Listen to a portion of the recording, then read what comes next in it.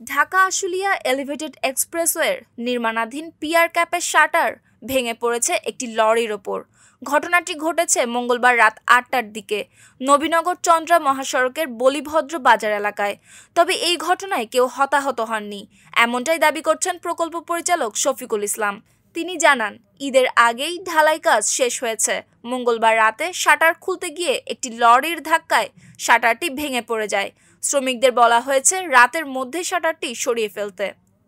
আজ বুধবার আশুলিয়া থানার পরিদর্শক কামাল হোসেন জানিয়েছেন, ঘটনাস্থলে পুলিশের টিম মোতায়েন আছে এবং সড়কে যান চলাচল এখন প্রায় স্বাভাবিক।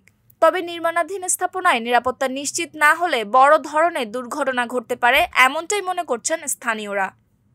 নিউজ ডেস্ক, সুপ্তি রায়, ভোরের আকাশ।